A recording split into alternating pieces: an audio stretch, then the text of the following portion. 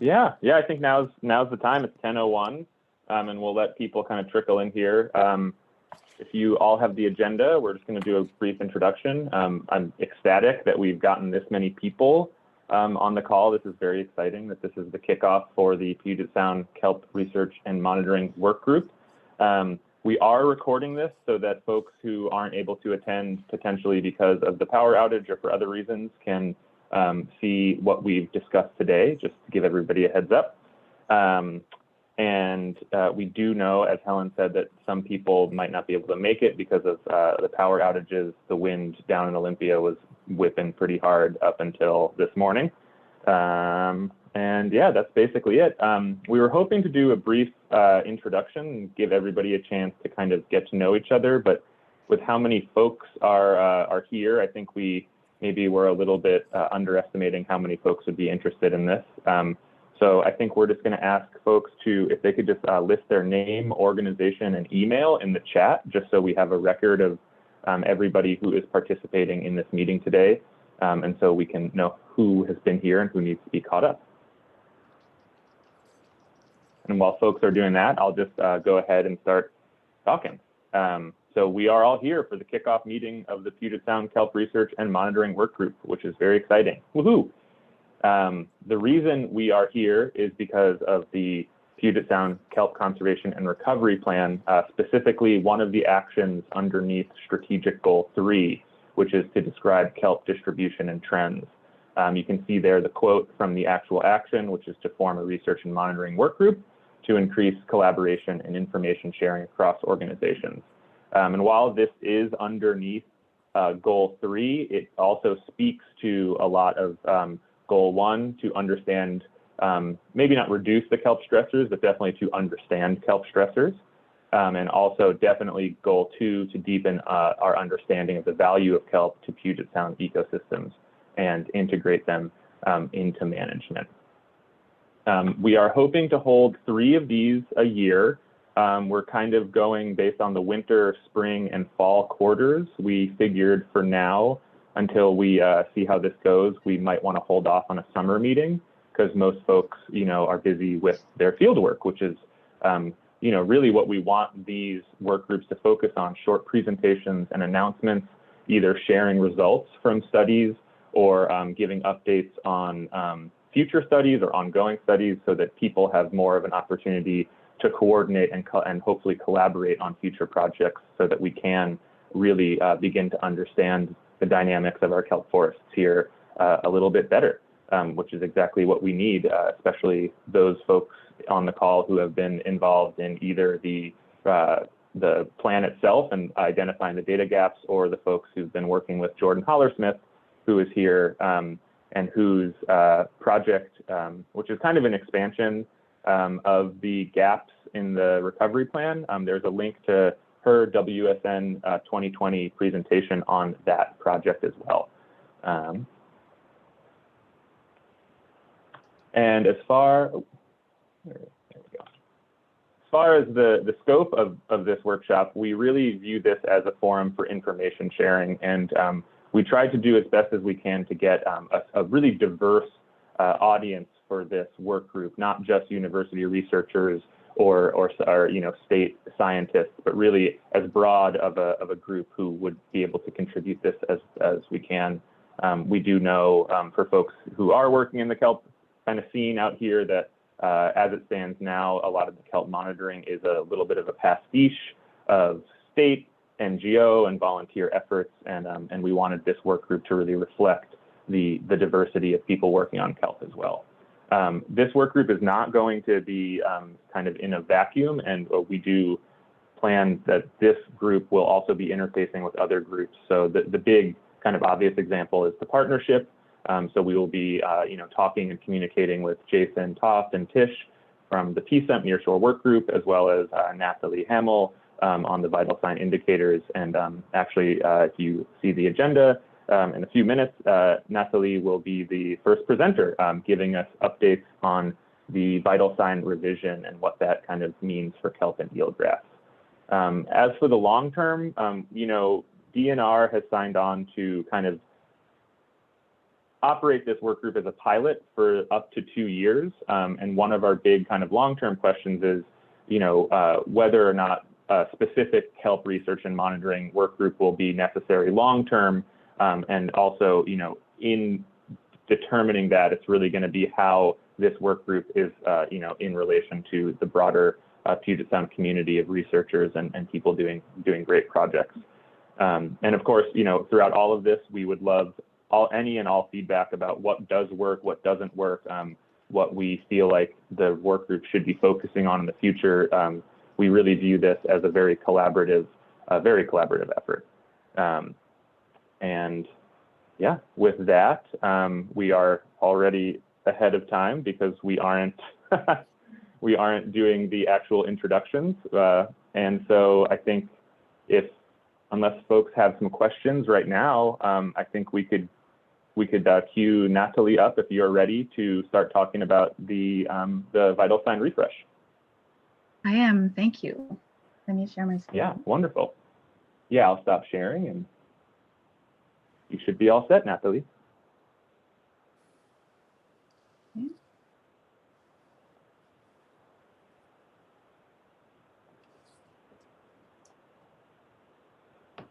Hold on.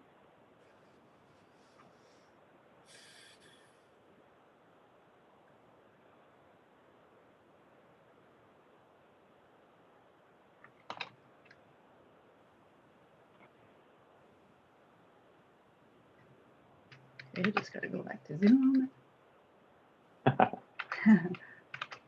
Yeah, I have trouble. I have 3 screens, so it's always like a juggle.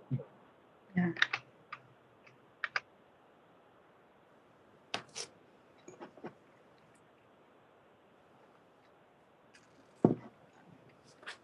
Trouble's locating my Zoom window.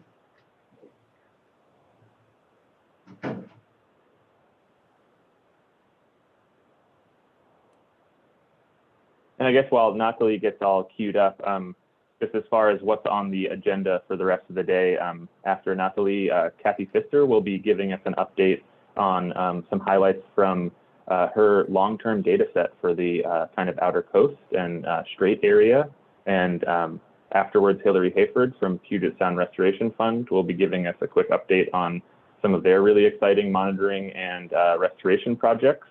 And then we'll be wrapping up with a roundtable discussion to give folks a chance to, share any projects that didn't get discussed here, and also just kind of open it up to see what the larger group feels like our priority should be going forward. And it looks like Nathalie is ready. Okay, great. So you're seeing the right screen then. Thanks for confirming. Yep. All right. Well, it's great to be here. Again, I'm Nathalie Hamel. I am at the Puget Sound Partnership, where I manage our vital signs reporting program. And full disclosure, I am not a kelp expert, though I've become a generalist over the years. But I have fond memories of learning about kelp with Cathy and her team on Tatoosh Island during grad school years ago. So hi, Cathy, it's nice to see you again. So the partnership completed back in July a very collaborative project to revise the Puget Sound vital signs and their indicators. And that was to incorporated learning that we have done from the past 10 years of reporting. And these revisions included indicators for kelp. So we thought this was a good venue to come and introduce these new indicators to you. I have 10 minutes, so we don't have time to dig really deep. Consider this an introduction, and we can go deeper at a later time. Oops, let's see. So for those who are new to vital signs, I just want to orient you a little bit. They are our measures that help understand and communicate ecosystem health. They actually play multiple roles in our measures system at the partnership. And those 3 general uses are there on the screen for you. They first and foremost measure ecosystem conditions, including human well-being when you look at them all. We're clear that they don't measure things like pressures or drivers of pressures or human activity directly. We have other types of measures for that at the partnership, but It's not the vital sign indicators. In our framework, they articulate the goals for recovery, the 6 goals mandated in the Puget Sound recovery legislation. They are represented here in the outer ring. And then finally, they play a role to inspire focused action. During the revisions process, which involved many groups like PSAP work groups and lots of workshops involving or convening people from the science and policy world, we use these 3 uses as criteria along with some other guiding principles to revise and identify new indicators. So that's them right here. These are the new revised vital signs adopted by the partnership in June. They're sorted here by their primary goal. And what this shows is that we have an ecosystem-wide approach to our measures, crossing multiple ecosystem components, habitat, species.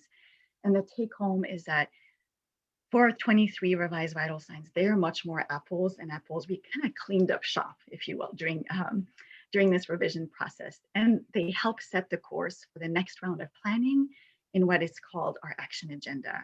And the one relevant for this group today under the habitat goal is the beaches and marine vegetation vital sign, which is in part measured or will be in part measured with indicators for kelp. So there you have it. This is the list of all the biophysical indicators adopted by the Leadership Council in June. There's a lot here. I don't want to overwhelm you. It's here for your reference, and so we'll share this PowerPoint afterwards, but let's zoom in to kelp. Let's see, did I zoom in? Yeah. There's 2 kelp indicators. One, floating kelp canopy area, and then the other is understory kelp abundance and condition. The floating kelp canopy area indicator was deemed as having enough data, enough sort of organization around it that we could conceivably start reporting on it next year. For understory kelp area, it's in italics here, you'll notice, and that's to note that we've sort of deemed it potential future indicator that needs more development, needs more data, and not likely to report sometime in January in 2022. We've identified these indicators, but that's about it. We have work to do to identify indicator leads, the data sources, and we understand that there might be multiple organizations that have been collecting data. We need to identify how to analyze these indicators and integrate different data sets, which is pretty exciting. All of this work ahead of us, it's not trivial work. We understand this work may need support. We have some resources, either with the capacity of my own team at the partnership or with expected funding that helps support the reporting of all of these indicators. We probably have more indicators than we have capacity or resources to develop and report. So we'll need to determine our priorities this year for our future investments. And we're starting that process right now with our PSAP leadership. So just want to note that these indicators are very much consistent with the kelp recovery plan, particularly the goal to describe kelp distribution and trends, right? We have these in recognition that these are critical habitats for Puget Sound recovery, and they are good indicators of the nearshore. All the indicators, just a little sort of practical note, they're all reported online on the Vital Sign website. And here's a screenshot for eelgrass. Thank you, DNR, for working with us on that, showing the status and trends both in map form, chart form. If you scroll down in this page, you'd see much more information about methods and narrative interpretation. We also promote these indicator reports anytime there's updates via our social media, and we do some email blasts to all relevant partners. At the partnership, we're in the business of communication, but also connecting the dots, making connections. And so I encourage you, if you haven't seen it, look at the latest story in our new magazine called Making Waves. Our latest story is on kelp, and in there we make connections between kelp and kelp recovery to other vital signs. And take a look and let me know if we've got that right. So reporting on this revised suite will begin after January 2022. So we've adopted them, but we need time, in part because we're not done with the current indicators. I haven't talked about those at all, but we have indicators for eelgrass, as you saw, estuaries, those are relevant more to the nearshore. And we'll complete the year 2020 with them leading up to the State of the Sound report. But we also need time to transition over to prioritize and plan for this new beginning. And the steps of maybe greatest interest to you all for this group as a research and monitoring work group is highlighted in yellow here. We want to work out the questions about like what data, for what space and time scales do we want to integrate these data sets? What is a meaningful kelp indicator at the level of Puget Sound? And we think we hope there's interest to discuss these indicator protocols in the future. Okay. One last slide. A lot of people ask us, how is vital sign indicator information used, right? My team's job is to ensure that the information is up there, available, but we don't really control, how people lift the information off the page. But I can tell you this, is that first and foremost, they are our primary communication tool to our funders and partners. They play a huge role in planning, right? They set the direction of our plans and priorities. We sort of structure around that framework. They play a role for accountability for us, especially, just having a centralized, credible, relevant data source in our website about the condition of Puget Sound and all the problems. It gives backing to our call to action. It's fundamental to our accountability role. Plays a role in science, right? Vital sign indicators are ingredients in adaptive management. They're not the whole thing, but they play a role there. And of course, we support some monitoring via funding for these indicators. And then finally, they're a reference for what's most important. They help sort of unite the recovery community, if you will, around these common goals, but they're also used like outside of our sort of more immediate world in a variety of venues. So that's all I have. Thank you. Thank you to those here who participated in our process to revise vital signs and indicators. I look forward to working with the Kelp science and monitoring community to help flesh out these indicators more in the future. Happy to take questions if I didn't run over time too much. Yeah, thank you so much, Nathalie. We actually have about 5 minutes. If anybody has a question, I think we probably have time for 1 or 2 questions. And we'll just ask people to either type those into the chat or raise their hand, and I will unmute you. Or Helen will unmute you. And I will stop sharing my screen just so that people can see that. Yes, Max. Hi, Max. This is Hugo. Hi, Hugo. Hey, I have a question. Thank you for your presentation, Nathalie. Is the information that you generate, is that considered best available science?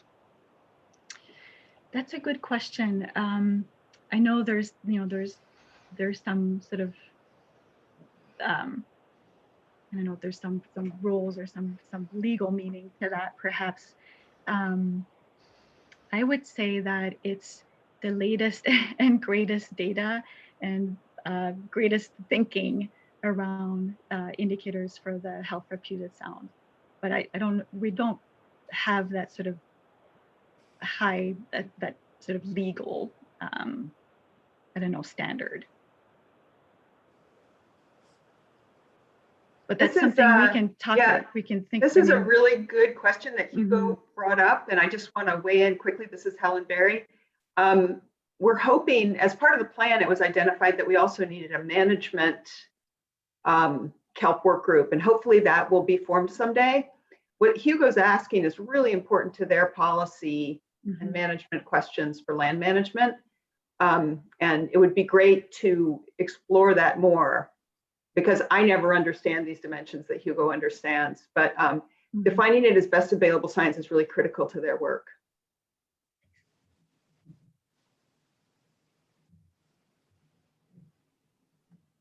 Thanks, Helen.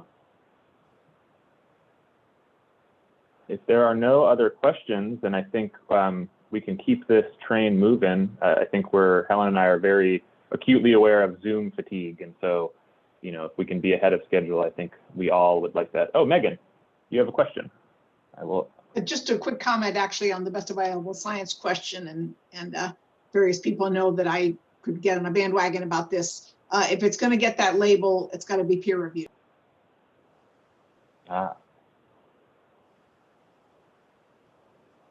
And thanks so, for that clarification, Megan. Yeah, actually to weigh in on what Megan just said, Helen again, best available science is defined for management in, is it an RC, it's a WAC, right, Hugo? So it's a very interesting discussion. Again, Yes. more for a management and policy group, but really interesting. It's a WAC and it's an RCW too. Yes.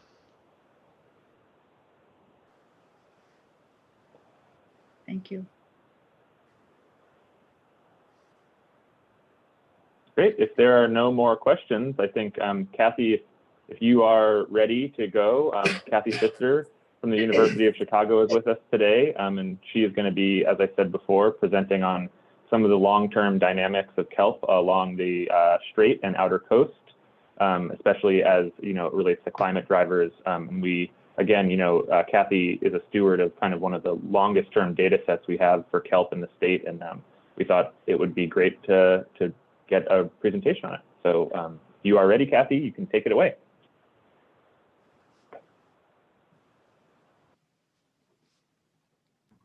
I can't hear Cathy. Can other people hear Cathy? I think you're muted. Oh, where is she? There we go. Yeah, thanks. Thanks, Max. There we Thanks, go. Helen, for inviting me to this. And I guess I want to share the long-term data, what I'm trying to do with it. It's been sort of my pandemic reward after, of course, all the pandemic punishments, is some time to look at long-term data. So I'll talk about that out at Tatoosh in some places on the, you know, very outer part of the Juan de Fuca Strait, and also just give you a quick flavor of some of the other things we're thinking about with respect to what is a kelp bed, what is a kelp, and how it might relate to some climate drivers.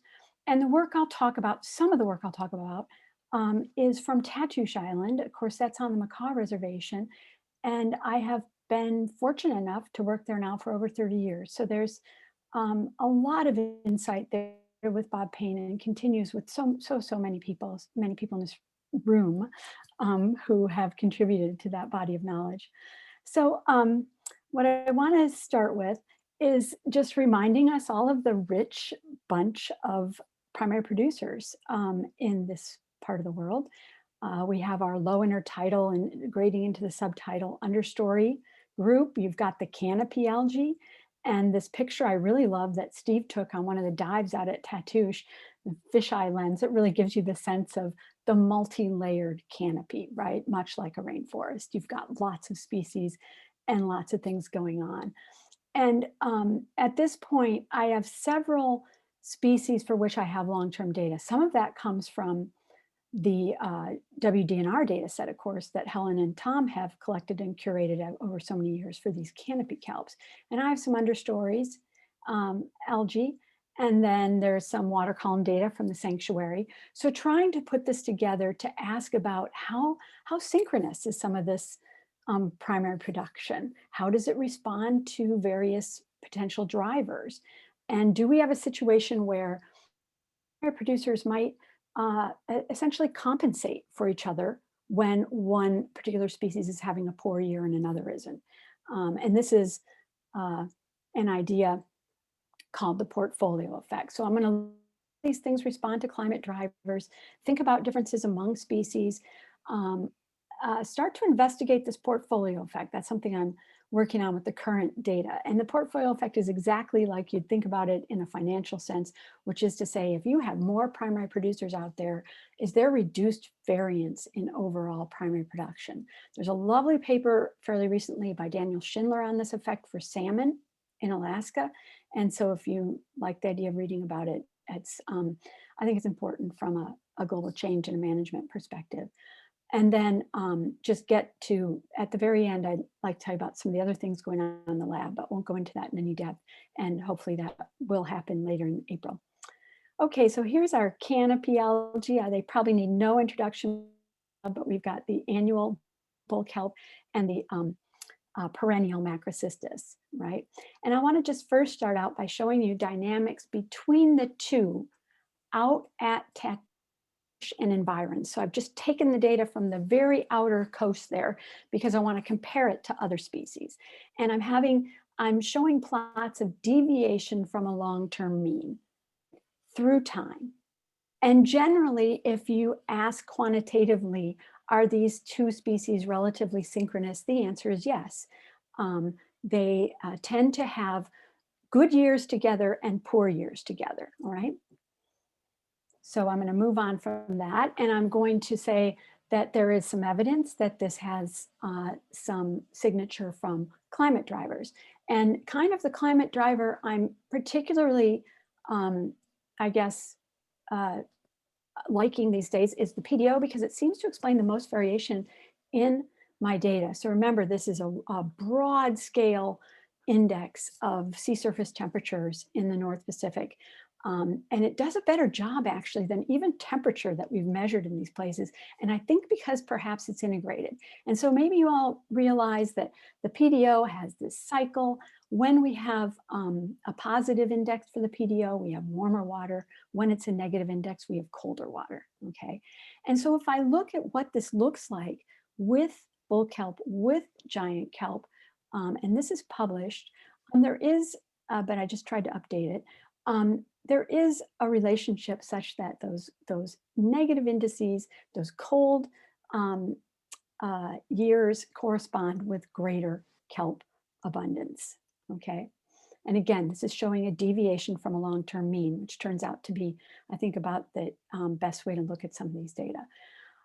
I want to address this issue of synchrony. I don't want to dive into this paper very much, but I just want to say that there are metrics out there that people use to ask how similar species or populations are responding. And that's the sort of metric that I'm trying to use on these data.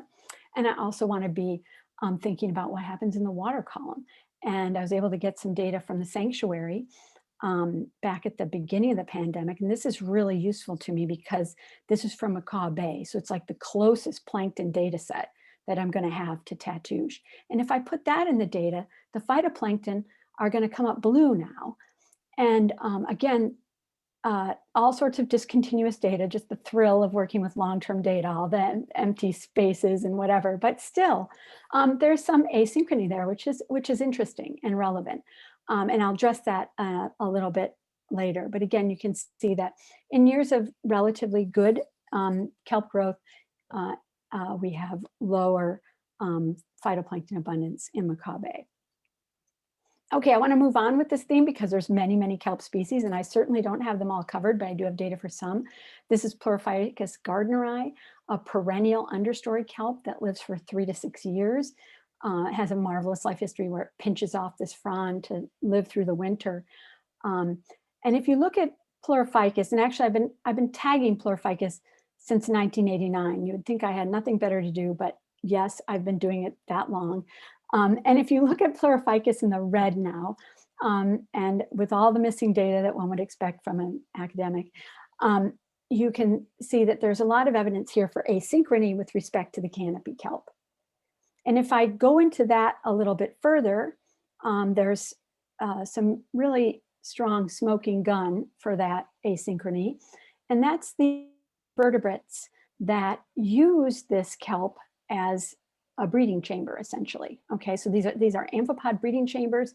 They occur with some frequency, upwards around 30% every year of these kelp have an amphipod infestation. And then it turns out that if you look at Pleurophycus growth relative, just like with the PDO, just like with the others, you get the opposite pattern. And the reason you get the opposite pattern, it would appear based on all these data, is because amphipods also are tracking or benefiting from, in some way, that same PDO driver. So you have a flip of the outcome of Pleurophycus through this chip. All right. There's another species. This one I've been working on for various reasons since 1997. Again, if you look closely, you can see my signature with little orange tags around the stipes for individual demographic data. And Alaria looks like Macrocystis and Nearshore in the way it responds potentially to the PDO, or at least these three are relatively in sync and this one's relatively out of sync. There's a few other species I have data on. I'm not going to keep going through these, but I'll just say that Laminaria seychellii, another perennial that lives down there cheek to jowl with Pleurophycus, looks like Pleurophycus in terms of the its dynamics.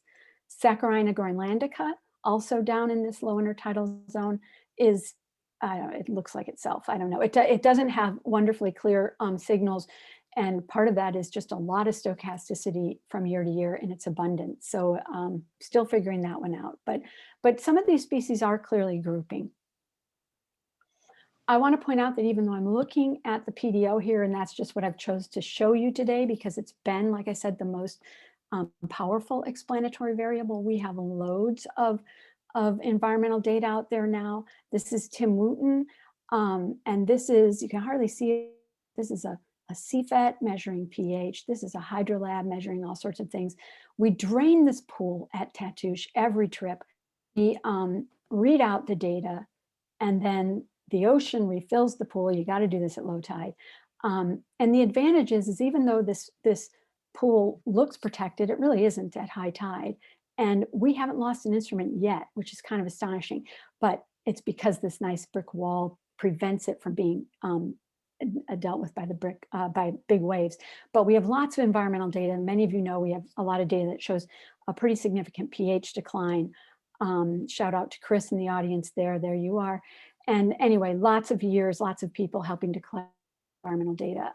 So that continues to be part of these analyses. So one question is, what if we lose canopy kelp? Do phytoplankton that carbon fixation? Now, there is a study in California that suggests that this would happen, okay?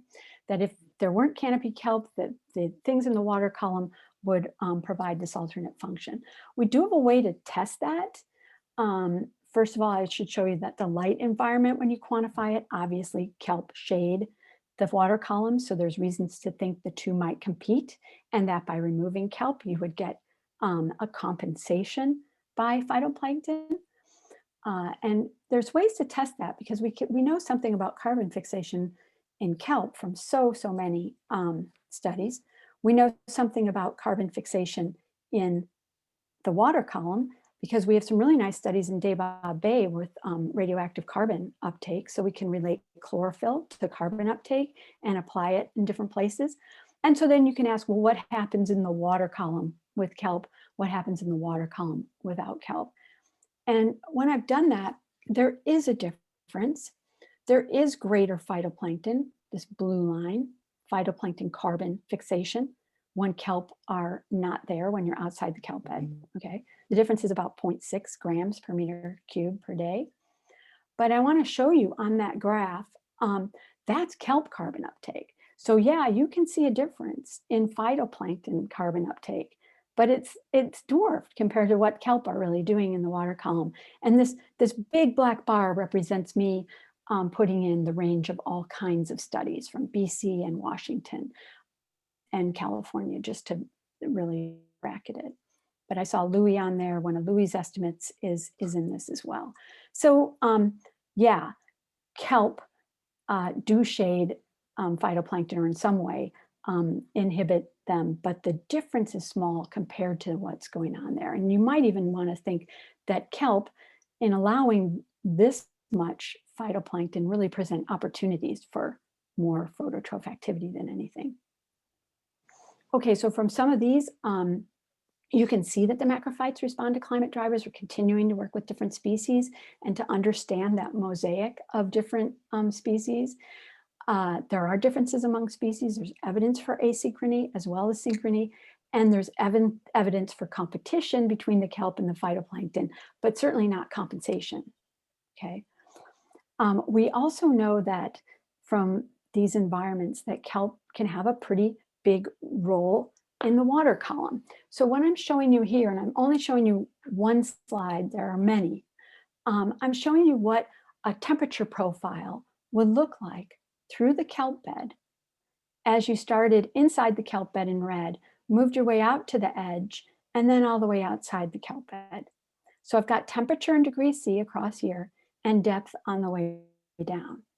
So again, starting inside the kelp bed, doing what's called a castaway for some of you who've used these little portable CTDs, looking to see what the temperature profile looks like. And, you know, look at this on this particular day at Bullman Beach, which is the beach right behind me, which is my background right now.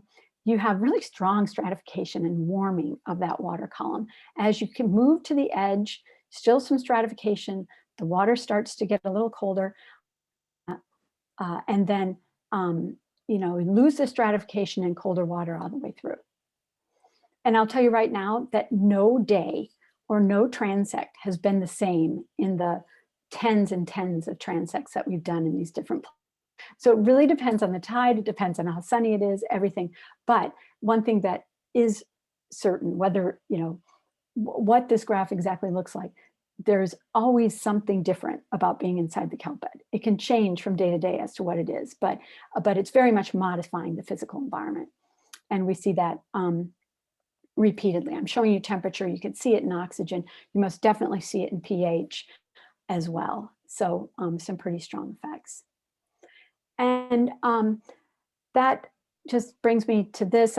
We could talk about this more, but there's you know, a lot of evidence, not just from my lab, but also from some of the folks in Monterey Bay, have really nice data showing what the interaction is between the biogeochemistry of the water column and the kelp bed. And I think it's very important to all the animals and microbes and other phototrophs that have evolved there. So yeah, that just brings me to this biogeochemical activity.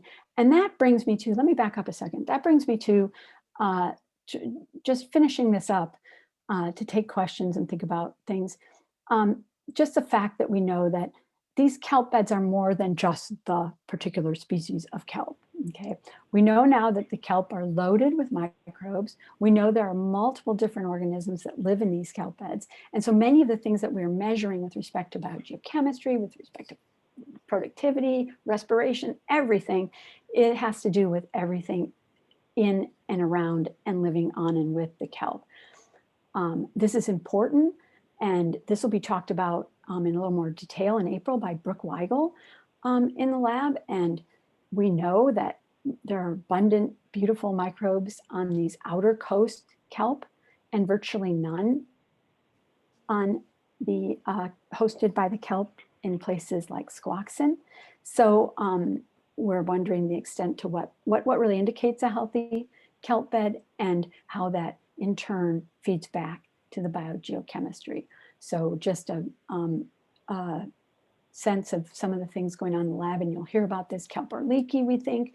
They have a microbiome that does recycling, and there's a couple of new papers on that. So I think that's definitely going to be part of the story of all of the biogeochemical effects that we've shown as well.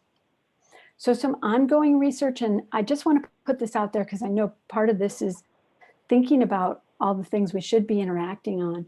I'm continuing to analyze these environmental data. I didn't say much of anything about grazers except those amphipods. And we know that the whole West Coast is experiencing huge grazer changes. It's just absolutely painful not to get out to these sites in 2020 and see what was going on. But we're definitely interested in that, how grazers mediate what phototrophs are there and what that means for the water column and everything else in it. Thinking about every macrophyte at this point, based on some of our analyses, as a whole biome, as something with a microbial component, as well as the host that we all know and love, and how that affects the cycling of nutrients and all these exchanges. So I will end with that. And this is just the very recent people who have helped in the lab. And it's sort of, I'm sorry, because there's so many people over the decades who have, but these are some of the folks like Alicia with the sanctuary boat, and Olivia who helped a lot with the things. That's Brooke leaning over the boat there at Squaxin, and so she'll talk about some of that microbiome stuff. And Sativa, who did some of the bacterial counts on the kelp for some of the really new things. And thanks for access. So I'm happy to take questions and talk about what kinds of data we should all be thinking about, I guess. Thanks so much, Cathy. That was great. To start things off, we had one question from Paul McCullum from the Port Gamble Sklallam tribe. He was asking about whether or not there is any research on biannual Nereocystis, so the small proportion of plants that last for more than 1 year. I'll quickly answer this and then pass it maybe to Helen. But on the outer coast, a little, you know what I mean? Some years, and you don't even see here, only some years. And this isn't going to be one of them based on what I've been seeing on the West Coast. You have some plants that overwinter to be second years. They hang around a while. They tend to be really heavily epiphytized, sink, and they tend to die much quicker than the year ones. So, but it's a good question because I don't know exactly their role, but on the outer coast, they tend to be minor. Does anyone else have anything to add to that?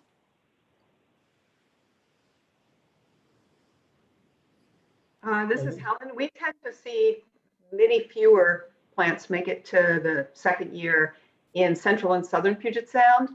And it seems to be really linked to temperature, or sorry, to energy. And I immediately think of the work Brian Allen has done, because I think he's zeroed in on kelp beds that hang around for the second year, especially for their gathering sori for the restoration projects. I think Brian may be one of the people who's got a lot of personal experience on this one. Yeah, Tom, I think you have I believe you can unmute yourself also. I can't unmute you.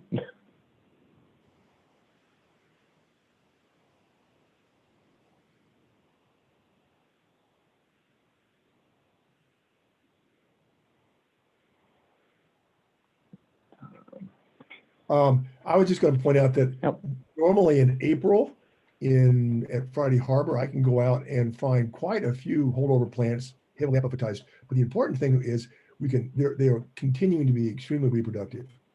They're just loaded with sori, and we can always get culture started from them. So there is some reproductive success the following year in those things. Thanks, Tom.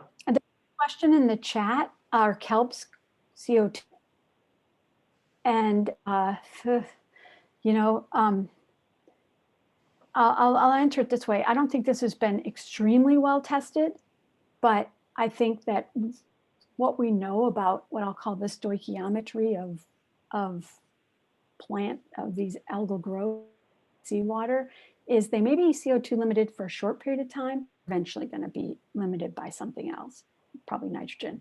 So, you know, whether they get a bump up, the increased PCO2 of the seawater, which we are definitely measuring at these sites, it may not be a permanent bump up. And then here's a question. Thanks so much, Cathy. Oh, yeah. Here's a question. Yeah, sorry, we're just. Oh, okay. Oh, all right. Yeah, we can do this offline. From Helen, but we can. Yeah, and we can also, we have about an hour after Hilary's presentation for a roundtable discussion. So sorry, Helen and Cathy, but yeah, I think it's Hilary, if you're ready. Hilary Hayford from Puget Sound Restoration Fund is going to be catching us up on some of their restoration projects and monitoring projects that they are trying to get off the ground. So without further ado, Hilary, whenever you're ready, you can start. Shall we start at the beginning here? Sure. I just pulled it up and was on my last slide. You know how that goes.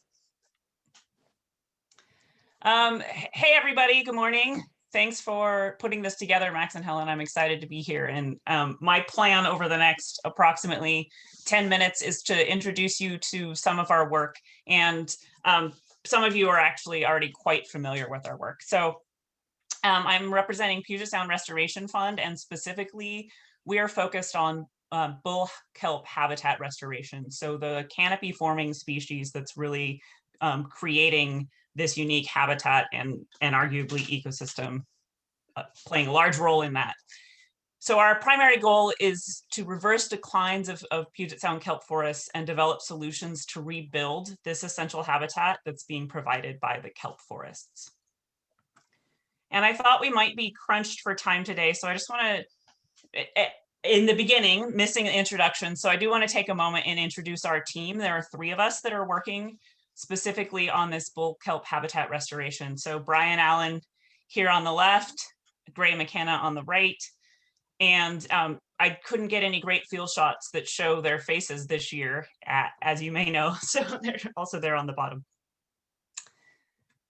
And this is what I look like when I'm not on a tiny screen. So just to introduce myself, I joined Puget Sound Restoration Fund within the last year, and I come from about a decade of working with the PSCO intertidal group at UC Santa Cruz and along the coast there, and a little more than about a decade working, doing graduate work, Friday Harbor Labs, and postdoc work at University of Washington.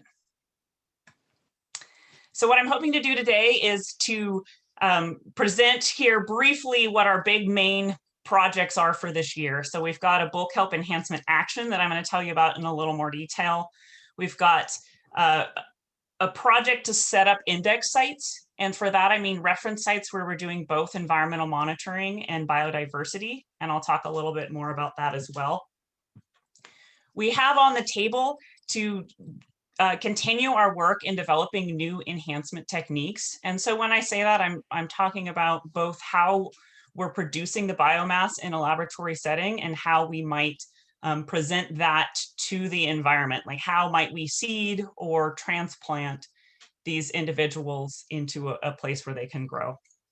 And then there's a really exciting large project that we're getting going on for this summer, the Kelp Highway Expedition, which is being led by our directors, Betsy Peabody and Jody Toft. And if you haven't yet heard about the Kelp Highway Expedition, I apologize, I'm not going to talk too much about that today, but you should definitely get in touch with us to hear more. I think many of you we've co-opted to help us craft this large project to tour around Washington and collect scientific and cultural information and celebrate kelp. So these first 2 are what I want to fill you in on, because this is a little more detail than some of you may have heard before about what we're doing quite literally today. So our enhancement action goals, and I should interrupt myself here to say, I realize that this entire presentation is a series of lists so that you know our top topics. So I'll try and distract you with pretty photos to be entertaining as I go through lists. But our goals here specifically for this year, so for our 2021, what we're setting out to do is to create a bigger bed by using a new technique of outplant, and I'll talk about that in a moment. To determine whether iterative outplant is contributing to population persistence. So we had a successful outplant in 2020, and we're looking to see if there's any natural recruitment that's developing from the reproductive adults that grew there. But we are also going to put our new outplant adjacent to that prior successful outplant. And then we also want to assess the similarity of our restoration site to natural beds of kelp. So both following sort of the seasonal changes from winter time through next fall in a successful natural bed. And then also thinking about the form, the structure, and the community. So what are the morphological differences that are occurring in those beds when we have fully adult, plants? And what is the community that's forming around those forests? So what's shown here in these photos, this has been the technique that has been successful both last year and in previous years. And these are concrete pyramid anchor blocks that are placed on the bottom. So that's in the bottom photo. And then they can be wrapped with seeded kelp line. And that's why you see the scoring in the blocks, so that seeded kelp line will stay put. And so what we had done previously that has been successful involves having all of the outplant kelps put onto these blocks. This is working as an added substrate to the benthos, but it's limiting those kelps. Very few, if any, actually step off onto the natural substrate around these anchors, and it's limiting them to whatever intraspecific competition might be going on, having these very specific locations. So what we're hoping to do this year, I'm getting just slightly ahead of myself because I was going to tell you where this work is taking place. So on this map here, I'm hoping you recognize it. Down here near my sign is Olympia, and this orange dot in the center is this site that we have been working on our restoration called the Quigwitz, or also known as Jefferson Head. And so this is near Port Madison, Indianola area, north of Bainbridge Island and across from northern Seattle. So this schematic, what I really want you to note is just that this is a schematic with the offshore area being on the bottom of the screen and the land area being on the top of the screen. And this, all these symbols mean something that I'm not going to go into, but this blue area is where we grew up the kelps from last year. So you can see these little squares are representing those pyramids that I just showed you. And the technique for this year is going to be on long lines, just on shore of where that original plot had been. And so these long lines stretched between anchors should provide for a lot more surface area for these kelps to develop. So this is the new technique that we're testing. I should also mention that this project, we are waiting for approval from all of the authorities in renewing our DNR license, and we are working cooperatively with the Suquamish and the Army Corps, and that NAMSU at DFW played a large role in us being able to do this project, as he wrote a sponsorship letter for us as a fish habitat enhancement work project. So in this enhancement action, I just want to mention some of the things that we're planning to take measurements of as these kelps develop throughout the year, looking at a few different life stages from recruitments through adults, and really trying to see if they go on to create next year's generation of kelps. And let me just jump back for a moment to note that's one of the reasons that we are working this year adjacent to the 2020 site, is we're leaving this alone so that we can go back and look for recruits that happened during this reproductive season.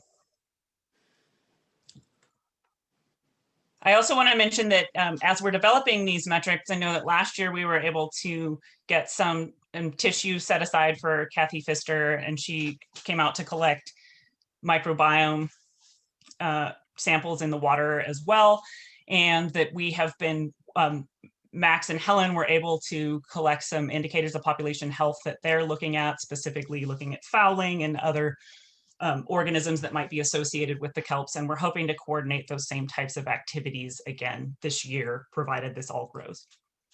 We're also, some of you may be aware that we're very interested in conducting a hybrid vigor experiment with Philippe Alberto's lab at the University of Wisconsin. And during this particular enhancement, that has been put on hold while we're working out how to safely import that material. So then thinking about this concept of index sites in environmental biodiversity, our idea here is that we're doing monitoring, but with a specific purpose. We're hoping for all of both the environmental and the biodiversity monitoring to be able to develop more informed hypotheses about kelp decline, just understanding more, contributing to this body of knowledge. But we're also hoping to very specifically collect reference data so that we can assess the effectiveness of this restoration work that we do, that we have something to compare it to. Specifically for environmental monitoring, we want to be able to quantify that experience for Puget Sound kelps. We don't have a lot of nearshore oceanographic equipment in every single kelp bed that has been successful or experienced decline. And this tool could be very useful for us to predict which areas might be successful for restoration activities. And then the biodiversity part, specifically being able to quantify the use of habitat by fishes and other species to build on that knowledge base that's needed in our conservation and recovery plan. So for this, we have, again, in the regulatory process, we're waiting to get approved to put instrumentation at 4 sites off of Seattle, shoreline here, Kitsap and Bainbridge areas. We're going to be collecting a suite of environmental information. Some of these are still to be determined pending funding and collaborations with researchers throughout the Salish Sea. I just wanted to throw in this photo that I loved that I'm sure that Greg took of crab on a PAR sensor. And then I'm going to leave you with one tidbit. We did start with biodiversity surveys at both Edmonds and De Quigwitz, our restoration site last year. And just to, this is a PSCO style survey. And so there were 3 transects at a deep level and 3 at a shallow level. And some of the information, this is just from the one site, but that we're hoping to be able to put together here, is to be able to look at the density of some of these key species that may be interactors. For example, Katie Dobkowski and others have done work showing that in this area where we don't have a big urchin problem, we may have a kelp crab problem. So just looking at the distribution of those kelp densities and the crabs. All right, that's what we're actively doing today and next month. And I've used up all my time and I see that there are some questions. So I'm happy and excited to talk to all of you about those.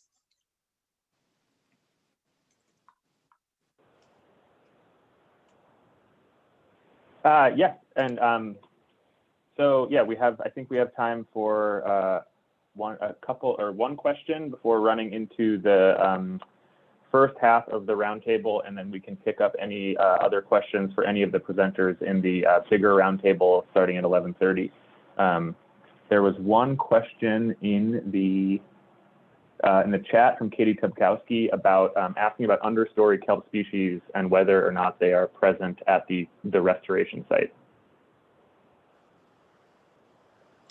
That is a great question, Katie. The answer is yes. And I don't actually, I don't recall offhand how many were new recruits to those added anchors at this point. But there was, we had a conversation last week about Saccharina on those added artificial substrate anchors being, present in that area. And then we know there's also understory kelp to some extent on the other natural substrates. But I offhand am guessing that it's less than the reference sites, if I recall the information correctly. I can get back to you with actual numbers. Great, thanks so much, Hilary. That was awesome. Yeah, thanks everyone. And now, yeah. And so, yeah, we're gonna have kind of a 2-part roundtable. We're gonna start the first half just by asking everybody here, anybody who has kind of planned or ongoing kelp projects that we haven't talked about yet, feel free to either, if you don't want to talk about them on camera, please feel free to describe them in the chat, and we can collate that list and send it out. And anybody that has any updates on upcoming or ongoing projects that would like to speak a little bit, just please raise your hand in the participants, or yeah, you can. Where's the raise hand? Yes, you should be able to raise your hand in your participants or chat window, and we can start calling on folks who want to give us a brief update, and we'll do this for until 11:30.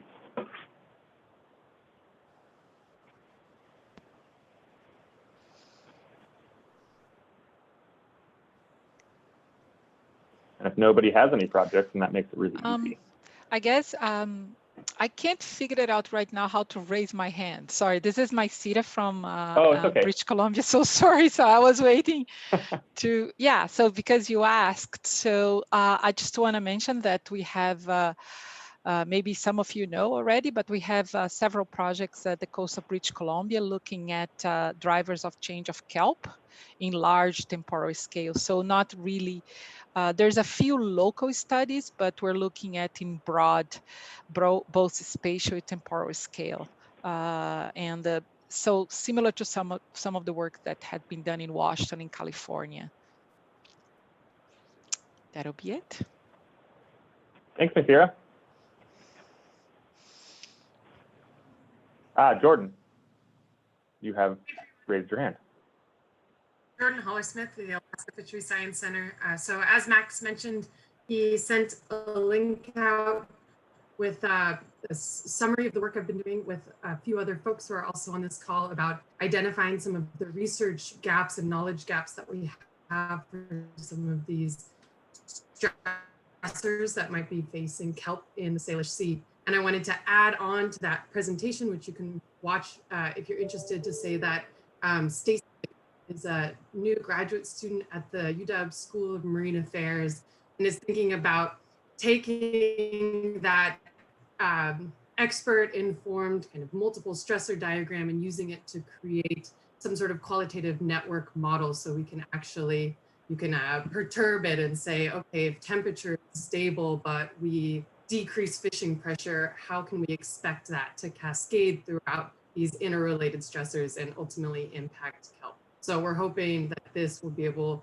to help just kind of inform hypotheses as they have to do with management, even while we have a lot of these knowledge gaps for the Salish Sea. So exciting things coming up. Feel free to reach out if you want to chat more.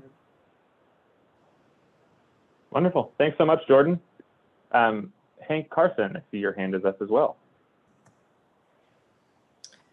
Thanks, Max. Hi, everyone. I'm Hank with Washington Department of Fish and Wildlife.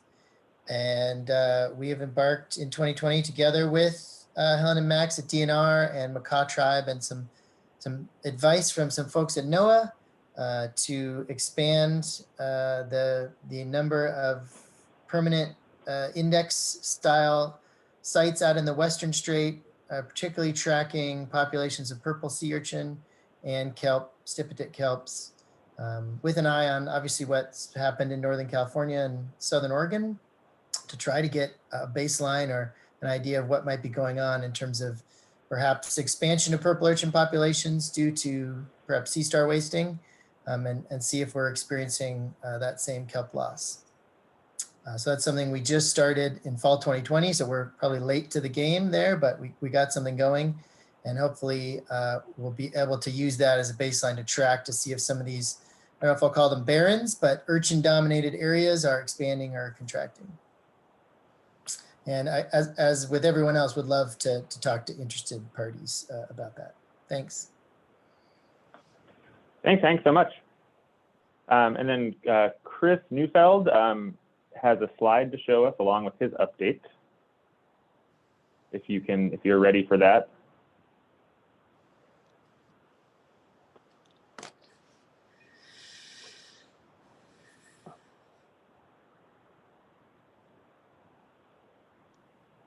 All right, hello everyone. I'll keep this brief. So I just wanted to briefly discuss some work that I've been working on with Sam Starko as my collaborator, who's a postdoc at UVic, and Louis Druel, who has been active in kelp research for many, many years. And so very quickly, we've, following up on a bunch of work that Louis Druel has done with Parks Canada in the 90s and some aerial surveys elsewhere on the west coast of Vancouver Island in Barkley Sound, we've surveyed along this local gradient that is a gradient of both temperature and nutrients, it turns out, looking at some of Louis' old data. So including some boat surveys that those were done, some aerial images, and then we've started doing some growth and health assays that are modeled after work that Helen and others have been doing down in Puget Sound. And then this year we also added some ROV surveys to actually look at subtidal canopy kelps and urchin presence to see if those were explaining factors in what was happening. I won't show the data, but basically the main results is that the outer coast floating canopy, both Macrocystis and Nearshore have seem to be doing quite well over about a 20 to 30 year time frame. Temperature seems to be playing a role in that and nutrients, and that the inside populations are doing much more poorly, and that's been consistent since about 2016. And to some degree, basically, it's this combination of temperature and urchin grazing interacting across this gradient that seems to be really the two main driving factors. And then we've also found, following up on some work that Louis did, some really interesting, what Louis deemed prostrate Macrocystis populations. So Macrocystis that are laying down effectively along the bottom, and those those populations are below that temperature window. They're in a high nutrient area, and they're quite extensive as they were back in the 70s and 80s, and that certainly seems to be something interesting to follow up on. Finally, working with Louis and his team at Canadian Kelp Resources, they've just piloted a new restoration approach that's kind of taking hold, this green gravel technique of actually seeding gametophytes and then sporophytes on gravel and then broadcasting those. And my understanding from Louis is that very small preliminary pilot will be outplanted within the next few days. All right, thank you. So cool, Chris. Thanks for the update. And then we have Tyler Cowdery from the Evergreen State College Master's Environmental Studies program. Yeah, thanks, Max. Hi, everyone. My work was included in the flyer that went out, so I'll keep this short. I last summer worked with Helen and Max really closely to assess whether we could monitor the bull kelp forests in Puget Sound using UAVs. So kind of designed a pilot project to go out and do some surveys, see how the mosaicing of those images works out. Conditions here, as everyone knows, are very different than some of the places where this work has been done up till now. So if you're interested in that, I would just encourage you to check out my WSN presentation is linked in that flyer that Max sent out. And yeah, happy to talk to anyone after this meeting if they're interested in what I'm doing. Wonderful. Thanks so much. And Max. next up is, yes. Sorry, this is Philippe. I don't know where to raise my hand also. So oh, it's okay. Just put me on the line. Put me on the queue. Okay, yeah, you there, Helen and Tom, and then Philippe will, you can close us out for these updates, if that's good for you. Okay, this is Helen. I just want to mention that the DNR Nearshore Habitat Program will continue to do its remote sensing work along the Strait and the coast and the aquatic reserves. We're also doing canopy mapping in higher resolution in South Puget Sound, Central Puget Sound. And we're doing a lot of pilot work on understory kelp monitoring with towed imagery. You know, we have basic information on all these sites, but we love to co-locate. So anybody who wants to co-locate with us, please contact me and Max, and we can figure out how to do that. Thanks. Yeah, and there is, on that co-locating note, as kind of with Tyler and PSRF, one of the exciting things about this 2020 data set, even though the 2020 year kind of sucked, is that at Edmonds in specific, we have PSRF's scuba monitoring data. We also did our DNR kayak monitoring at that site. Tyler flew a drone at Edmonds, and then the Northwest Straits Commission Marine Resource Committees also did their canopy kelp protocol there. So I think we're really excited to dig into that site in particular and see how these different methods give us different perspectives on the same thing. Next will be Tom Mumford.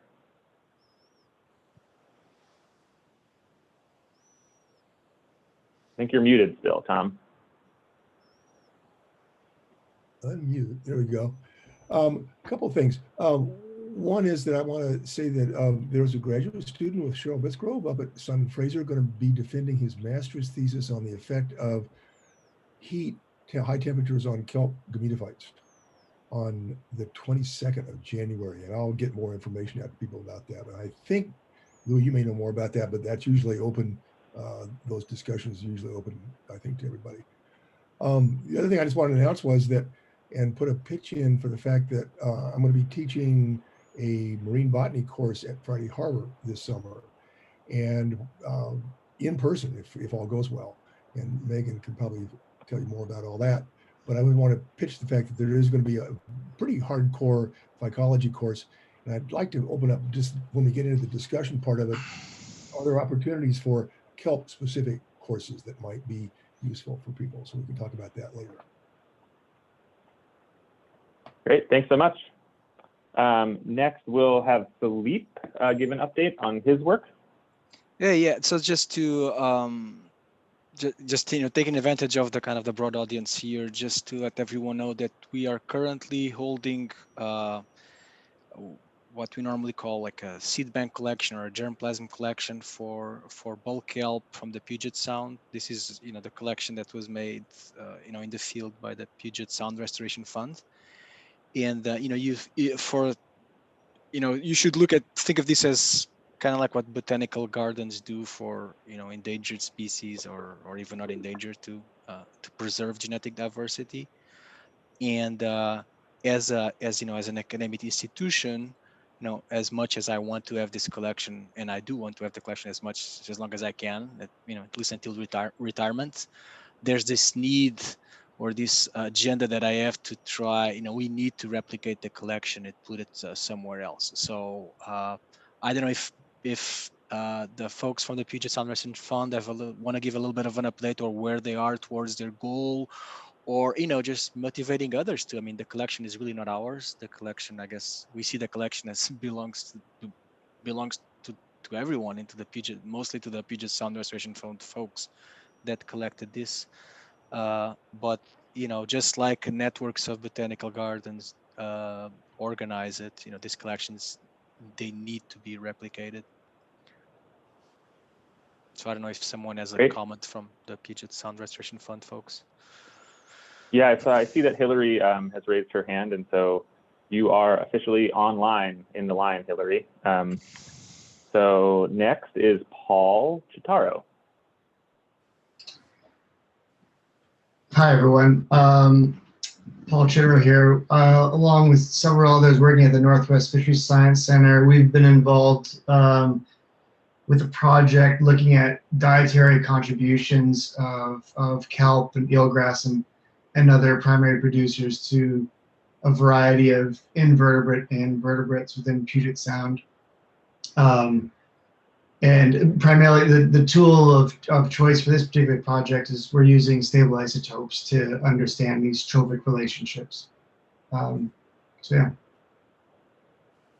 COVID has kind of put our lab work in a pause, so I guess more to be unearthed once we get back in the lab. Great. Next is Kelly Andrews.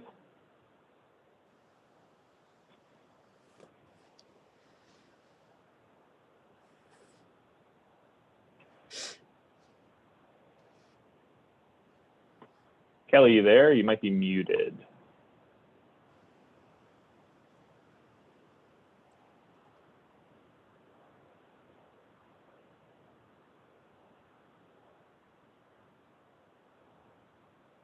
Okay, Kelly, whenever I'm going to keep us moving, but if you are still there, send me a message. Next, we'll hear from Lucas Hart. Thanks, Max. This isn't really a field-based project, but Dana Oster, who's also on the call, and I are developing a project with Pew Charitable Trust to identify science needs from a policy standpoint. So I'm just mentioning it because it relates back to an earlier conversation today about best available science. So I think there'll be a pretty strong connection with that. Thanks, Lucas. Next up is Ian Miller. Yeah, hi everybody. Ian Miller from Washington Sea Grant. Steve Rubin. Ian, you're a little quiet. If you could speak closer to the microphone, please. Thanks. That is unfortunate. Much better. Okay, Steve Rubin from the U.S. Geological Survey. I have two updates. Put the first one in the chat, but I'll repeat it here. We have been conducting some monitoring of 15 sites, subtidal sites, along the central Strait of Juan to Fuca. Some of them dating back to 2009. These are PSCO-style surveys that include both canopy forming and subtidal kelps. So we are, that project was originally sort of designed, associated with the Elwha dam removals, but we're continuing to limp along monitoring of those sites because we're starting to recognize their utility for other purposes, including the sorts of, I think, kelp monitoring that are hopefully going to be a key feature of our sort of worlds moving forward. So the hope is we'll be able to pull that off again this year. It's currently sort of unfunded. So, we're looking for opportunities for collaboration, maybe networking that might help us to continue to do that moving forward. The second announcement that I wanted to provide for everyone here, I'm with the Washington Sea Grant Program, and we just released our biannual RFP for research funding last week. So make sure you check that out at our website and apply if you have an eligible project. Thank you. Great. Thanks so much, Ian. I got an update from Kelly. He's having some technical difficulties, but he wants to let everybody know that he has a focus on kelp and eelgrass habitats related to young of year rockfish, and he is working with Puget Sound Restoration Fund and is hoping to really integrate some of that Yoi rockfish work with index sites. And he would love input from anybody, especially when we go to the more open discussion. So sorry that you're having technical issues, Kelly, but hopefully I did your topic justice.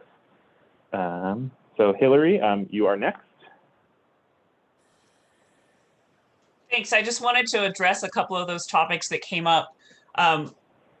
It was hard to cover all the things that we're working on. And so, Philippe, I want to assure you that maintaining that germplasm bank is a priority for us. We actually had an hour meeting with our NOAA sponsor in contact this morning and have discussed how we're going to go forward with this. So by all means, the best hope is that we can work through the state to get the correct import permitting, and it may mean that we do some type of safety testing to be able to bring that material that you've been safeguarding. But the fallback plan is that if this, can't be replicated in that way, we will recreate it, just to assure you that that's really important information, and it's something that PSRF takes seriously, and we really appreciate your collaboration on that.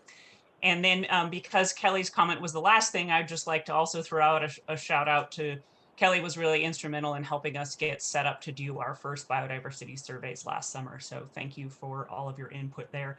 We also did consultations with Steve and Ian. So let's be in touch about how to get more of those surveys done. We'll be hoping to build this network leading into this summer for sure. Thanks. Awesome. And to finish us up for now, unless other people raise their hands, Hugo Flores.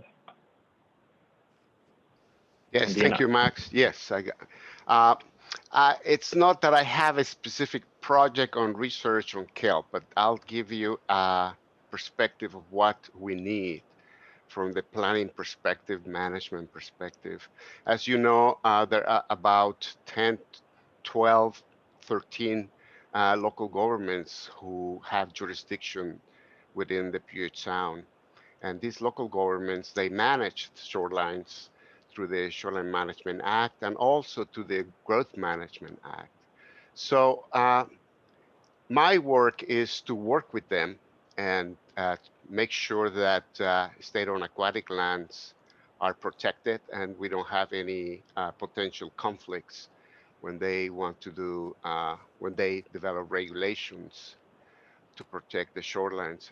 One of the issues that is coming up for me is that, and this is more like asking for your help, is that when I go and work with these local planners and if I tell them that they need to protect kelp, some of the questions they ask is, okay, which one? And we had about 23 species of kelp, and that's a very fair question. Which one we need to protect and where?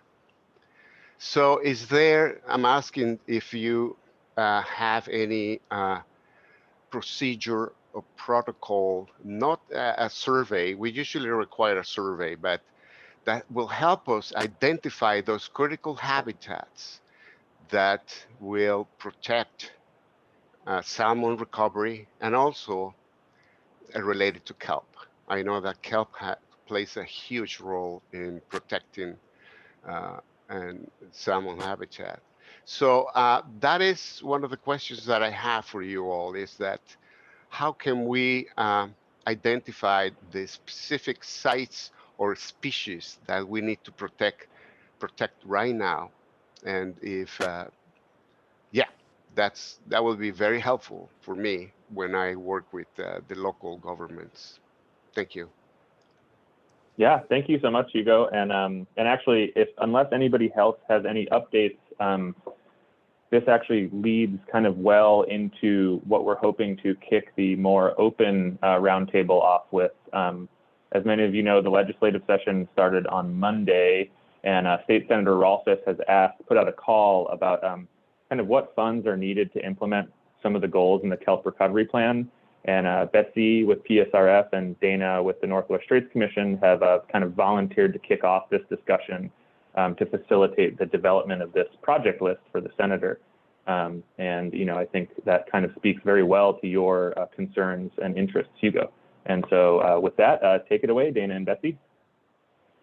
Hi, everyone. It's been so great to listen to you over the last hour and a half, and I'm glad that we have a chance to talk about this next thing, because Senator Rolfes has been hearing about the importance of kelp forests from multiple sources over a long period of time. And she's hearing about the need for conservation and recovery actions. And she also knows that a great plan was developed and published last year, the Puget Sound Kelp Conservation and Recovery Plan. So it was strange to her that there were no requests in the governor's budget for this legislative session to actually implement elements of that Puget Sound Kelp Conservation and Recovery Plan that everybody did such a great job of developing. And of course, we know that there were reasons probably that the governor's budget did not include kelp actions, because we were all watching the state budget take a deep dive as a result of the pandemic and all of the economic fallout. Okay, so but now Senator Rolfes is creating an opening, and she has heard that we need to move forward with priority actions. And so she's asking the state agencies and some of the NGOs like PSRF and Northwest Straits to actually send to her a list of kelp priorities for 2021, 2023 that will start implementing the Puget Sound kelp conservation and recovery plan. So that's what we're going to be working on over the next several weeks with some of the state agencies. And so absolutely, we invite people's ideas, and the way we're going to be collecting this information is tethering priorities to the 6 strategic goals that are identified in the Kelp Conservation and Recovery Plan. So Hugo, what you just said is the kind of idea that we should be including in that list of priorities, identifying specific sites and species that should be protected. So anyway, we're really looking forward to working with the state agencies and everybody else to really nail down a great list of priorities for Senator Rolfes so that she can champion this in the legislature. Hi, Betsy, thank you. That's really exciting. Very, very exciting, because it's something that will move us in the right direction right now. Also, to add to this, a lot of local governments, they are not really aware of the conservation plan. So I think we need to do some kind of a major PR. So that's another idea that I think it would be important to do some kind of a symposium on kelp that is open to local governments and local agencies. So we have the expertise telling us what's going on, what are the latest news, the latest research, and what are the next steps that we need to take to protect this critical habitat. Wonderful. And Dana, I wonder if you have any kind of thoughts or comments on kind of the process about how this would go down. If I'm putting you on the spot, you can turn your video off. Like you're not there. No, that's fine. I think so. We've been reaching out to kind of known contacts, and like Betsy said, working with people that help develop the plan, and particularly state agencies, given that it's the local legislature that are making this request. So I'm pulling together a call probably in the next week or two to really prioritize the list. So I think right now Betsy teeing it off and getting input from this broader group is really helpful. And then I guess if anyone else is really interested in kind of following up more, you can always reach out to Betsy or I. Great, thanks, Dana. And that brings us to the open roundtable discussion. We want to respect everybody's time and the fact that people have Zoom fatigue and everything. So if no one will be offended if you bow out early for this part. We hope that you stay, because I think we're imagining this part of the discussion is really where we're going to kind of get down to what's going exciting future projects. And with that, I'll kick off the roundtable. And I did notice that Tom, you had your hand up in the chat if you still had something to say. Yeah, it was more along the lines of what we just finished up with. And I'm hoping that given that we include the universities, and I say universities, UW, Western, and so forth, in this discussion right from the get-go, mainly because, as Hugo brings up, best available science involves peer-reviewed material. And that is the gold standard that most of the university researchers and so forth are held to. So let's not leave that group out of this picture. In fact, I would even say maybe give them some priorities regarding that information being generated. Thanks, Tom. Helen, I see your hand is up. I've been getting a lot, or talking to a lot of students and postdocs and researchers who have great ideas about focused kelp studies. And I don't know if the how to harness this. It's far beyond my scope, but I'm not sure if there's some way we could set up Western Washington or Friday Harbor, Western Washington University or Friday Harbor, UW, because I'm seeing amazing ideas every day on email, and I would love to see a way for us to harness that scientific work through our institutions. Megan, I think your hand's up. Maybe you have an answer. Yeah, just responding to that. So, here at Friday Harbor, we've got, of course, a great physical setup and field sites and everything else to host research on canopy species, understory species, lab studies, photosynthetic studies, and so forth.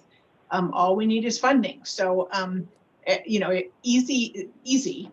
If someone could come up with 70,000-ish a year, which is, I know, not much, but that's enough to fund a postdoc salary, a little bit of research money, get it shunted to the university. We can hire postdocs and plunk them down in a space and put them to work. So, we have the setup for that. We just need some funding. So if that's the sort of thing that your kelp loving senator can help find money for, awesome. Great point, Megan. And I think Ron, you also have a question and comment. Ron Thom. Yeah, thank you. Well, first off, I just want to thank those who gave the presentations and the comments. And it's just overwhelming for me to step in. I have not been attentive to the kelp work for a while, and it's overwhelming, and it's just great to see. We're part-time for the partnership, and this is related to what Nathalie had talked about, the indicators, and what the partnership and others will be interested in is, are things changing? Is the kelp changing in terms of the kelp canopy in particular? What's being monitored? And then the next question comes up: where is it changing, and why? And so that can drive decisions about actions or concerns. And so that is an important aspect, I believe, of moving forward. We should consider.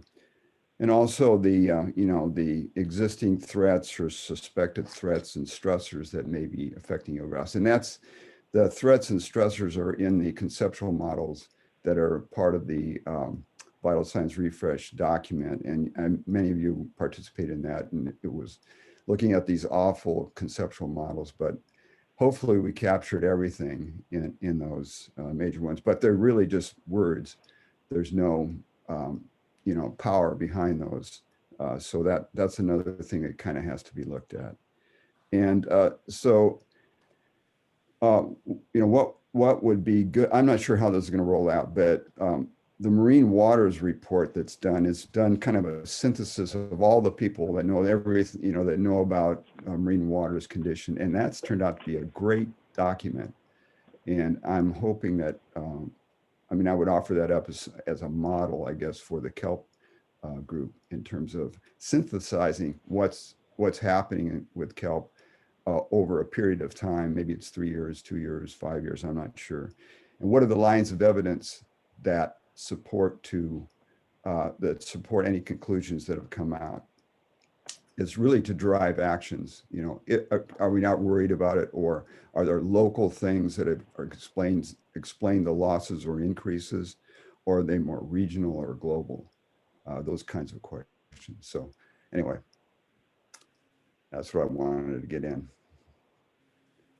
Yeah, and Tom, I feel like you bring up a good point of just the gaps that we're facing, where we have the need not only to understand the effects of stressors, but it's difficult to really know what stressors to look at when we also don't necessarily have the best understanding of what species we have where and what those trends are to even necessarily pinpoint where we would want to be looking at certain stressors. That picture is definitely getting more comprehensive as people start to fill in some of this, but it kind of just speaks to the fact that we have almost like a chicken and egg problem in some ways. Cathy, I see your hand is up. Oh, and then Louis, you'll be next.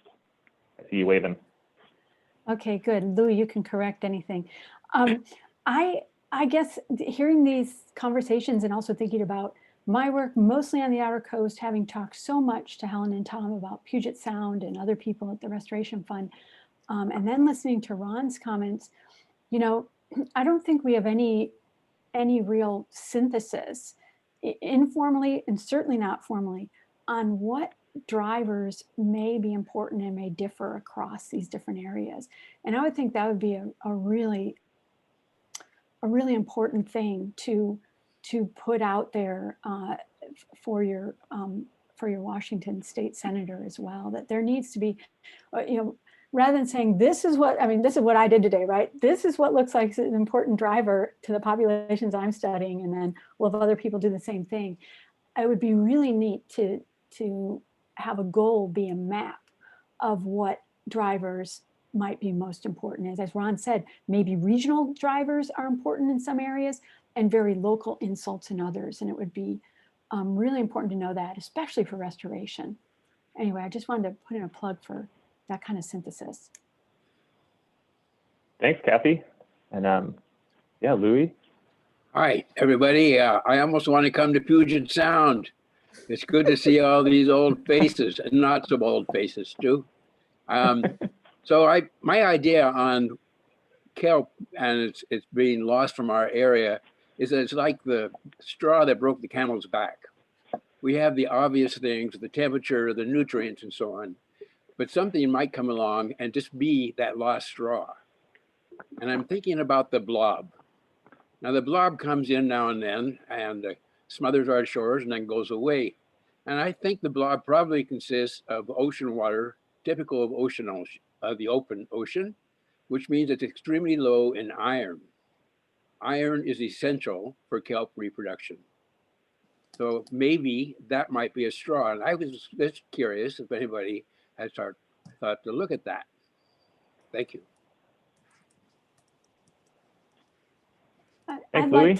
I'd like to follow that just for a minute. I think that could be right, Louis, and I've always been surprised at how much all the iron work has been on the offshore, but not on the nearshore. And I think it'd be a great thing to follow up on. I mean, the idea is that because we're close to the land, we have ample iron. But if the water bodies are moving around in a way that are stressful, it may not be the case. But I think that's an interesting point. I'd like to, this is Philippe. I'd like to comment just on what Louis said. And just like many things in science, I don't know what we learn, what we haven't learned, but I guess it's good news. So I had a master's student that just finished, Will Klingbeil, working on macrocysts down in California. And, in 2014 to 2016, things were pretty severe there in terms of marine heat waves and kelp biomass decrease. Like if you compare before 2014 to until say 18, you have places that where the proportion of say total biomass, canopy biomass observed until that date dropped, from a median value of 40% to around 2-3% in Catalina Island and other places. And what he did, he compared the genetic diversity that we had analyzed previously in 2008 with 2018.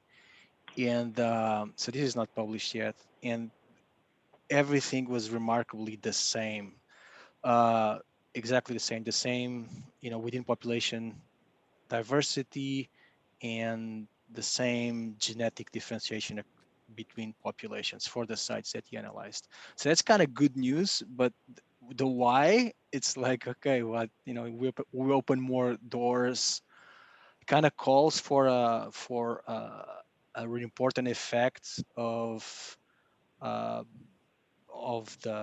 microscopic stages in what we think about. When you think about effective population size, we're kind of like immediately attracted to what's macroscopic, like the sporophytes. But what were during this time of really low canopy biomass? What were the effective size of kelps? So just opens more of these doors that are really hard to open, that have to do with the microscopic life stages of kelps, and also doesn't tell us much in terms of prediction. We know that this was severe and things were the same, but just like Louis was saying, what is the straw that broke the camel back? When is that coming, and what it is exactly, right? So what else could have just happened here, and we would have seen a totally different result.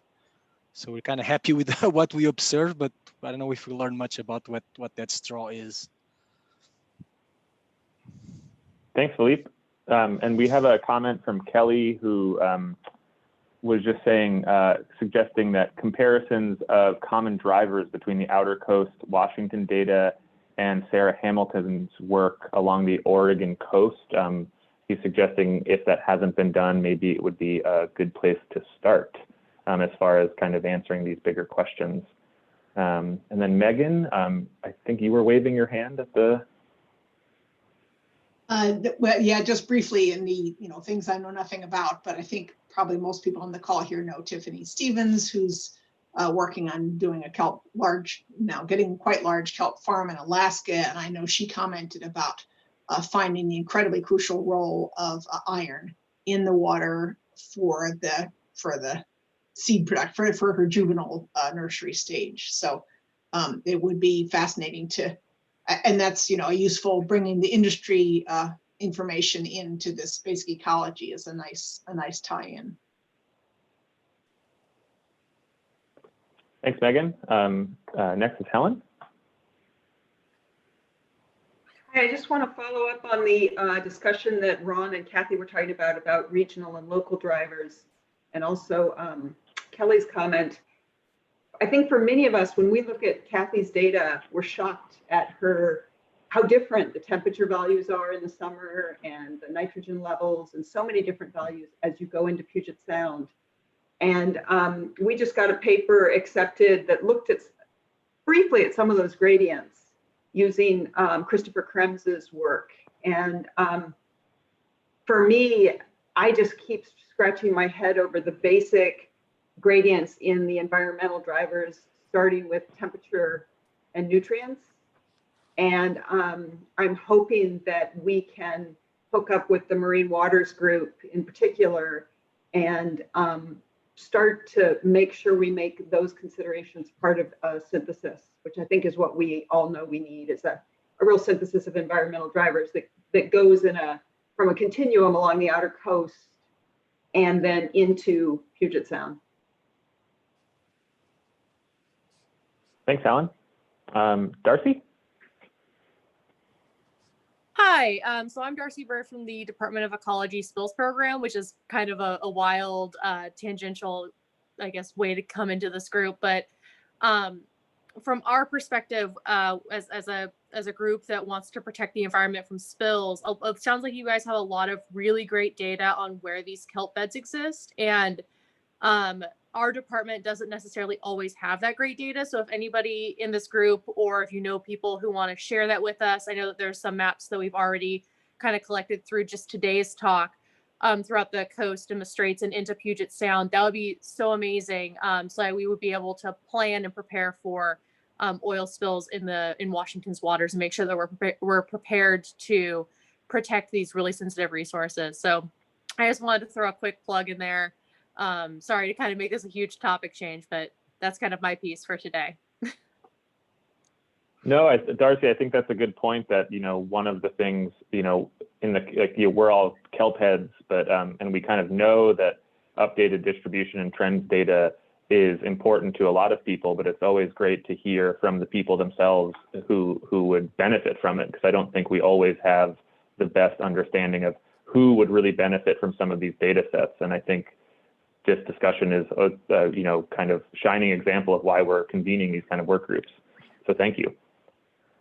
We'd had one comment from Steve, Steve Rubin from USGS, talking about good evidence that offshore outer coast warm water, including blob waters, enters the Strait in the fall and winter, especially on the south side under downwelling conditions. Warmest temperatures that they recorded at the Elwha dive sites were in the fall, with a temperature curve shape suggesting offshore water, just as an update from Steve. And then Chris Neufeld, your hand is up. Great. It's so nice to hear all these comments, and there's so many common threads here. One of the things that was really an eye-opener for us working in another nearby sound, Barkley Sound, just north of Puget Sound, we've got this temperature gradient that's about 3 degrees that spans, let's say, 10 or 15 kilometers. So it's quite a short distance. Looking at data that Louis collected back in the 80s just last week, there's a very, very clear connection between temperature and nutrients, so that when temperature is high, nutrients are almost always low. Usually about 15 degrees Celsius is where certainly nitrite just drops right off, and it stays low regardless of how hot those temperatures get. We seem to be seeing with our kind of small scale gradient that the sort of closer to the outer coast, there's a clear effect of urchins in our data, certainly in the nearshore fringing kelp beds, which in our area are the large majority of the kind of volume of kelp there. And then as you move further in, urchins become less of an issue. If you look at the lower limit of kelp in those areas using those ROV surveys, there's no urchins anywhere nearby. Urchins are not setting that limit of kelp, and that's where the temperature effects seem to be playing a larger role. And so I'm very supportive of this idea of what Helen said, thinking about these gradients and really trying to synthesize not both the gradients on the outer coast. If you go from Washington down to California, there's, let's say, a 2 or 3 degrees Celsius temperature gradient there. And then within these sounds locally, there's also these same kinds of temperature and nutrient gradients. So kind of thinking about that synthesis, both on a latitudinal scale, but also on a short-term, kind of short distance scale, could give us, see whether those same drivers that are happening across degrees of latitude are also happening across 10 or 15 or 20 kilometers or miles, depending on where you're at. And then I guess just the other thing, just to add, something that we found really effective in our area is, thinking about kelp. A lot of the work off the coast of California, for instance, has been dive surveys primarily to look at understory kelp and to look at or surface canopy. Those are kind of the two options. I get seasick. I'm not a good diver, and so we've been employing all kinds of other kind of rapid approaches to trying to get some of these kinds of course data on a larger scale. So rather than thinking about 2 or 3 sites and getting really detailed information on stipe counts and species and all those things at great detail, instead thinking about these gradients and trying to get kind of a quick snapshot at a whole bunch of sites along these gradients using ROVs or drop cameras or towed data might give us more of the kind of, if the drivers we're looking at are at a more kind of regional or latitudinal scale, we can get a lot more and kind of better replication of those drivers using some of these other approaches that might be quite quick. Like we got 50 ROV transects in 2 days. It was really quite quick. So just curious to hear others' thoughts on those things.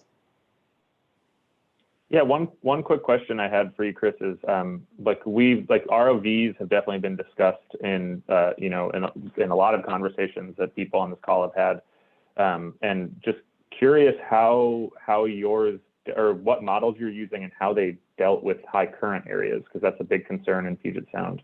Good point, and certainly doing my postdoc at Friday Harbor, I'm aware of those the differences between these kind of, you know, very low current outer coast sites versus the stuff happening in Puget Sound. We actually, so Brian Timmer, who's a graduate student at UVic, was actually the one that we reached out to, who's been doing this work for his master's work out of University of Victoria. It was a Trident ROV that we used, kind of a small, relatively inexpensive model, and it's only good till, and Brian, if he's still on the call, might actually be able to speak to that better. For our purposes, it worked great on these outer coast sites where there isn't a lot of current. For Puget Sound, thinking about the kind of currents that we get out near Friday Harbor Labs anyway, seems problematic, and I could see there being limitations there for sure. Thanks, Chris. Tom, I believe your hand is up also. Yeah, just throwing another idea out here, then I want to maybe change the subject for you. But the whole issue of, and it will come up again and again, is the economic valuation of some of these resources. And this is something that we've had quite a discussion with the Northwest Straits Commission group, in trying to determine, you know, certainly what's happened in Northern California, Australia, places in Europe where they lose the kelp.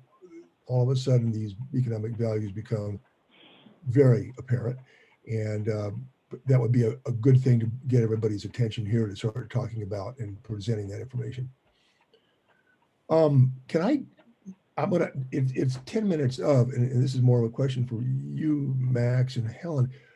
What are we going to do with this group in terms of communicating amongst ourselves?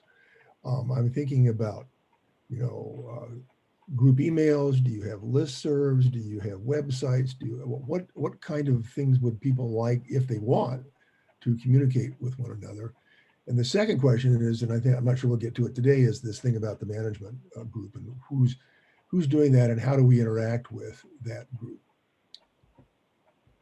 Yeah, I think, Tom, speaking to the first question, you know, one thing Helen and I are discussing is making a web page on the DNR Nearshore Habitat Program's little web corner for sharing presentations, and we're not doing minutes, but like the chats and kind of bigger things. And we also have a listserv of for everybody that has, you know, that's how we kind of sent everybody the invitations. And so if folks feel like that would be helpful to share to the broader group, that's something that we could figure out how to do as well, because we definitely we don't want these discussions to stop at noon at all.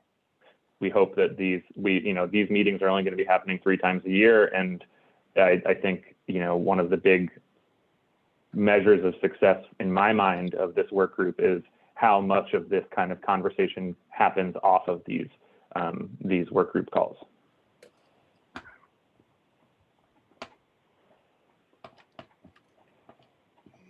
And Helen, I don't know if you have any thoughts on this as well.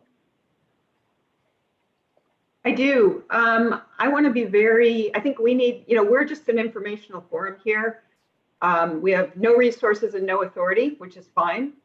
And I do want to be really conscientious and careful about sending people too many communications. So it looks like a lot of people are like Slack. We could, someone could set up a Slack channel that's related to this forum, but not the same mailing list. And then people could self-select. Might be one good starting place. I just don't want to fill people's email boxes. I know some of us are really keen on this and others maybe have other things in their lives. So I guess, so yeah, I guess one thing to be thinking about is should, we could separately start a Slack channel, and then we'll keep the work group stuff really pinpointed to, we'll have one website that has a summary of the stuff, and we'll try not to send out a ton of emails to people that are subscribed to that list. How does that sound?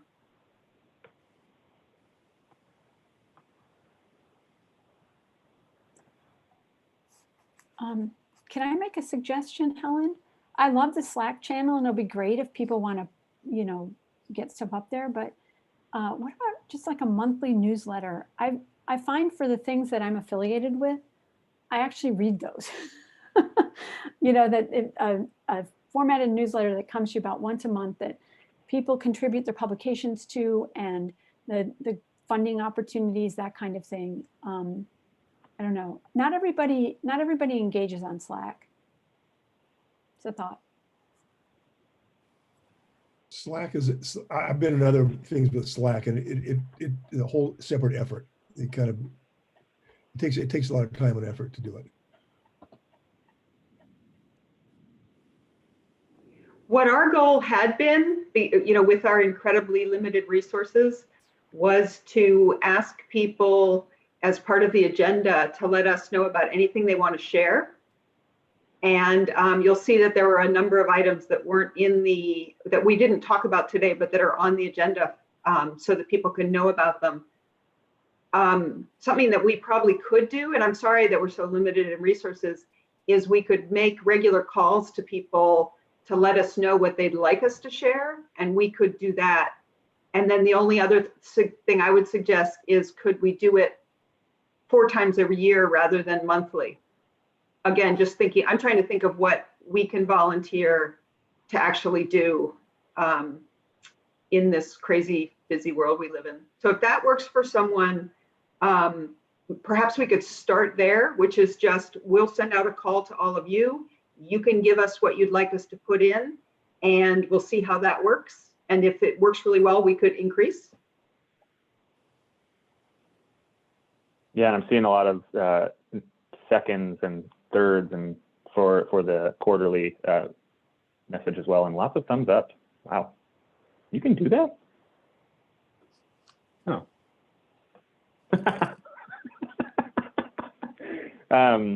Yeah, if that feels settled to folks, we have a few more minutes, and Brian has offered to give us a little insight into his experience with those ROVs. I am biased because this is the Trident, especially, is something that I've known about for a while and I'm really curious about. But if folks feel, if there's nothing else about kind of housekeeping stuff, we have 5 minutes that Brian can fill us in on ROVs. But my second question was, what are we going to do, and who's in charge of, and where are we headed with the management group?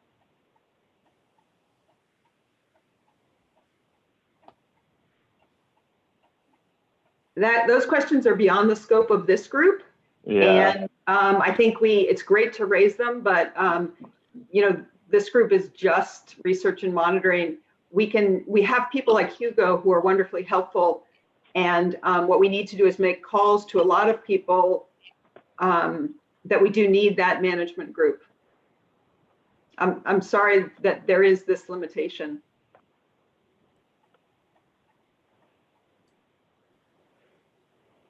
Yeah, so we can, if Brian, you want to give a quick update, because we want to respect everybody's time, and if we get to noon and you have to drop off, no worries. It was just thank you all for coming, and I think this definitely blew my expectations out of the water in a real way, and I'm hoping that we can keep the momentum going.